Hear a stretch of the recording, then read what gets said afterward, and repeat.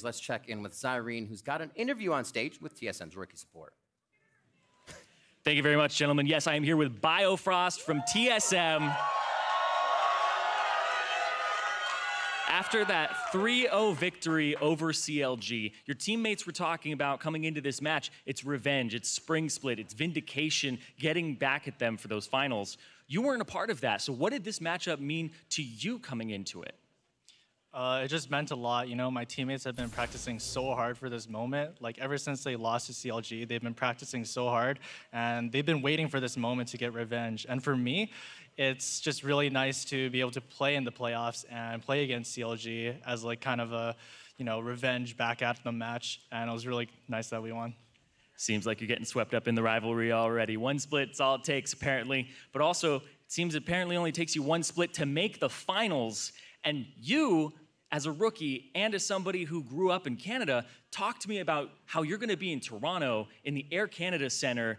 What does that mean to you? It's just super cool because I remember like before I would watch hockey games in the Air Canada Centre, and now it's like we're playing there. So it's super cool, and I'm really excited to play.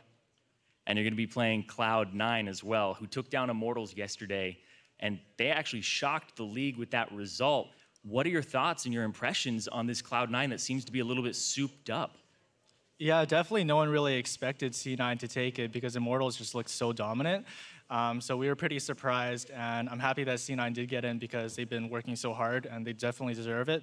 But yeah, C9 looked like a really strong team, and I'm definitely looking forward to play them in the finals. Awesome. And final question for you here, Biofrost. Not only did you qualify for the finals today, you just qualified for Worlds in your rookie split. And I know that that feels great, but I want to ask you if there's anything that you'd like to say to TSM fans and also North America that you will be representing. You know, like this season has just been like a roller coaster. Like first when I came on to TSM, you know, no one really expected me to do well. Like I was just some random challenger support, but so many people were supporting me regardless, and seeing that support was just so helpful in reaching to this point. So I'm really glad that everyone stuck by me and stuck by the team, even though, you know, we lost to P1 and that was an unfortunate week. But yeah, I'm really glad that we'll be going to Worlds. Once again, thank you very much for the interview. Congratulations on the 3-0 and finals as well. I'll see you there. Now, we're going to throw it over to the analyst desk to break down that series. Thank you very much, Zyrene. What a rookie split for Biofrost. Moving on to the finals here in his very first split after a 17-1 regular split. TSM as an organization and team getting the best of CLG here in the semifinals. Things are looking very much up for this I hope the rookie hazing was hard, because otherwise this is like too easy for a rookie. Like you're supposed to struggle, go through some troubles, and it's just, they just win everything. And here he's going to the finals to compete for that first seed to Worlds, but already is auto-qualified to Worlds either through points or that first seed in winning the finals. So for TSM, the focus will very much be on returning the crown, the NA crown, to their organization against C9. Before we talk about that finals, I want to talk about this series here against CLG. 3-0. Now, although once again, this was a pretty lengthy game, I think it was pretty clear how dominant TSM is as a team in that they were creating advantages strictly through laning. I mean, this is a pile driver beatdown everywhere. Like, they're just doing so well as a team, getting advantages left, right, and center, even when they didn't really go for anything themselves. And a lot of that came through the patience and restraint that they showed, not only in their macro play, but in their actual individual decisions to not follow through on, hey, maybe we can flash and get more kills here. Hold it back. Let's try to see if we can convert something bigger onto other parts of the map that nets us bigger objective results as well as bigger kills. They definitely play a grindy kind of style. This is like the football team that runs it up the gut 30 times a game and just grinds you down. They take their small advantages and they just constantly do it. They're like plays where I think maybe they can flash for it, they don't. Maybe he can use his ult here, he doesn't, and then next thing you know, 2 minutes later, then they use them and they kill you. They're so happy just to take flashes or whatever micro advantage they can get because they know they're going to keep getting those to the point where 20 minutes in, it's like a 6K gold lead out of nowhere. Very much so. And of course, when we put a microscope on that mid lane, once again, we saw the Lysandra picked up by Bjergsen in a second game here, this time on the blue side and also blind. So we're seeing once again that he's very comfortable taking this champion. The response from Huhi being that Kassadin, and immediately we see an adjustment in the build out of the Lysandra, right? He's going for that abyssal completion first. against the Kassadin. So changing things up, recognizing that matchup, but showing that Lissandra, he'll be comfortable playing into pretty much anything if he's going to pick a blind here.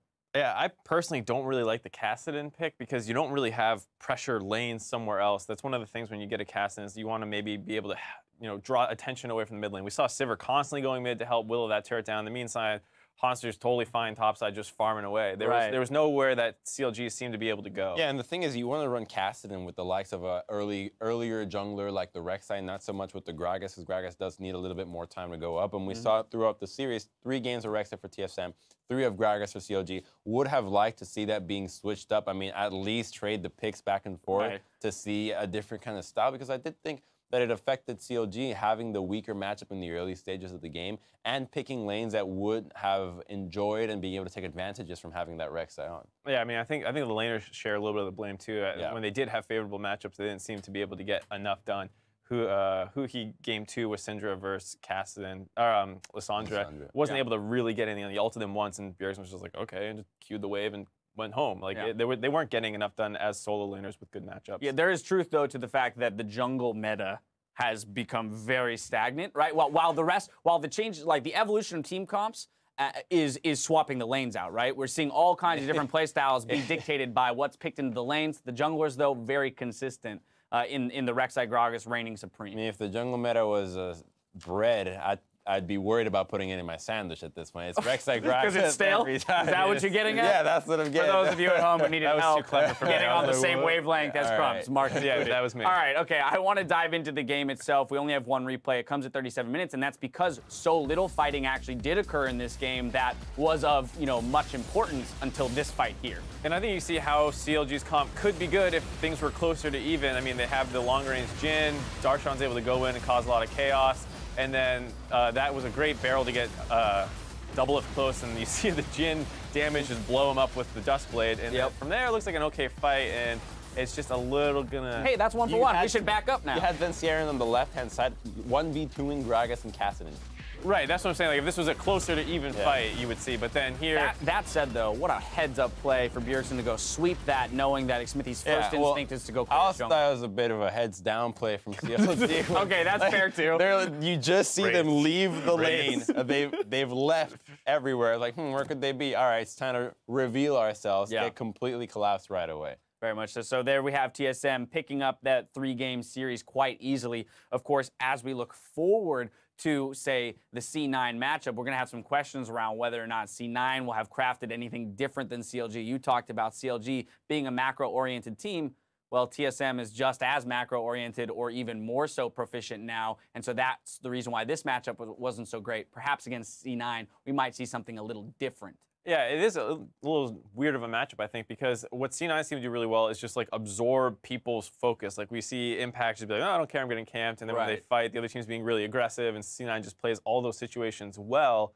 But I'm curious how they'll play against a team like TSM that's a lot more minute, like, advantages. Exactly, a week time until that matchup takes place. Now, though, it's time to award our Player of the Series honors, and the person that took it to the next level today was Hanser. I don't think there's any question here. When you look at the matchups that this guy had to play into and the fact that he was getting advantages in all of them is pretty phenomenal. Yeah, I mean, just getting the first pick GP, and when you're able to not only, like, avoid getting punished at all, usually you see, like, a GP die once or twice, and they're like, great, I died once or twice. He never even really died to get punished that hard. He was a gold lead in pretty much every single one of every stage of every game. It's a mathematical KDA ×2 every single time, 3, 6, 12. But overall, I thought that not only were his picks really meta, but it looked like CLG had no idea how to deal with the Gangplank, and he just abused that completely. They had no clue how to deal with the actual wave clear, how to actually manage the team fighting, the flanks, and the pick overall, your ability to play meta champions directly influences how good of a player you are. Your picks matter.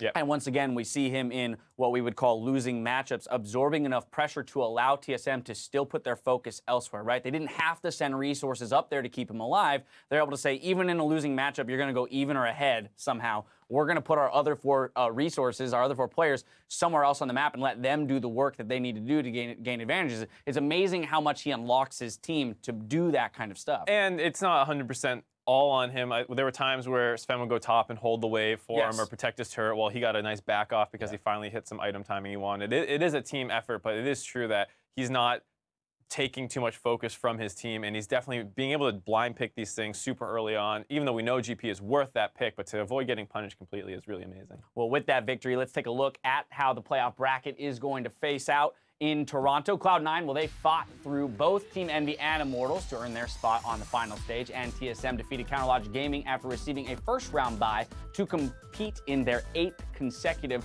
finals appearance. That's just insane. All right, so let's take a look at the updated championship points as a result of this game. With their win today, TSM has secured themselves 90 points in summer, which guarantees them a spot in the World Championship. Counterlogic Gaming is next in line, though, but Cloud9 could still find themselves in the region, could still find themselves in the regional qualifier if Cloud9 walk away with a victory next week against CLG, that is, to clarify. That means TSM joins the list of teams that have already auto-qualified for Worlds. Nice little picture here. Now let's take a look at the rest of their global competition who have already locked their spots. We've got the likes of the Rocks Tigers and SKT in Korea, EDG and Royal Never Give Up in the LPL, G2 Esports, and the Flash Wolves from the LMS finally. Now, the second North American team will be decided next week when the LCS broadcasts the North American Finals live from the Air Canada Centre in Toronto. TSM's unbroken string of finals appearances continues Sunday, August 28th against Cloud9. So, gentlemen, we already briefly touched on this, but the other lens through which I want to look at this matchup is those top laners. We just talked about Haunter putting up a performance that was very much like the performance of Impact just yesterday. So now how do those two guys who can play a similar style meet in the top lane? I actually think that it just meets in a very stale manner where these top laners that require so little resources that you know both the teams don't put a whole lot of attention to both of them, that they just lane against each other and pretty much go even, and it's about how well can they influence the other aspects of the map. So if the roams are going to come to them, then great, but most likely it's going to be about mid lane roaming to the bottom. How well does a TP go to the bot side? Do they handle the Gangplank wave clear, the ultimate pressure, and whatnot? Yeah, I doubt we'll see much GP in that series, actually. We both have shown that they're very competent on it. Right. And once you pick the GP, the other guy picks some kind of counter, and then you need to either send some pressure up there to crush him early, or that guy needs to do it himself. Yes. And I don't see that being a situation where either of them gets crushed. So I think they're just going to be like, all right, no GP, no GP. Let's play some more Naraka. Yeah, some Naraka or something like that. I think you'll see a lot more of that kind of standard tanky-ish top laners who, like Crum said, will be very impactful in team fights. All right, a few thoughts on that matchup, but still a week's time until it hits your browsers. That's going to do it for us here on the Analyst Desk, but stick around because Freak, Matt, and Xpecial will be taking questions on Facebook Live in just 5 minutes. Point to your browser to facebook.com/LOLesports and send in your bot lane related questions for a chance to have them answered live on air. Now for myself, the casters, and the entire live broadcast crew, thank you for watching, and we'll see you in Toronto.